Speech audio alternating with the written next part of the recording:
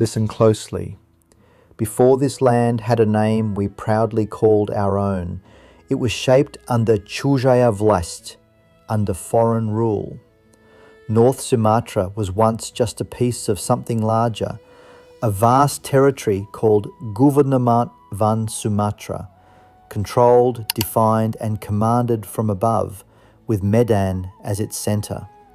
It was not freedom, it was structure without soul. But history never stands still. Then came independence, a moment that did not just break chains, it awakened identity. In the first assembly of the Regional National Committee, Sumatra was no longer one silent mass. It found its voice and divided into three: North Sumatra, Central Sumatra, and South Sumatra. And North Sumatra itself was not born small. It was forged from strength, from Aceh, from East Sumatra, from Tapanuli. Different lands, different stories, one destiny. On April 15th, 1948, a date carved into time, a law declared something powerful. These provinces would stand on their own feet. They would govern themselves. That day was not just administrative, it was symbolic.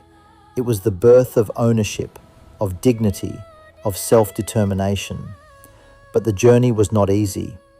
In 1949, everything shifted again. Power was restructured, positions dissolved. North Sumatra even lost its governor. Imagine that. A region with no clear voice, no clear leader. Yet it did not disappear, because identity does not vanish when titles are removed. By the end of that same year, new provinces emerged. Aceh stood on its own. Tapanuli and East Sumatra reshaped the map once more. And then in 1950, something remarkable happened. The pieces came back together. North Sumatra was reborn, not as it was before, but stronger, tested, and proven. And history kept moving. In 1956, Aceh rose again as its own province, taking part of the land with it. Some might see that as loss, but look deeper. It was growth. It was evolution.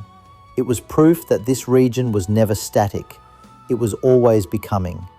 This is not just a timeline. This is resilience.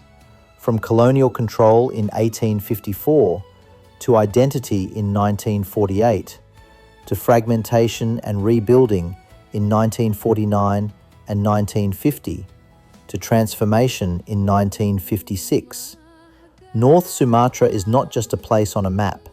It is a story of falling apart and rising again, of losing structure but never losing soul, of being divided, reformed, and still standing strong. And that is the kind of history that does not fade. That is the kind of history that lives.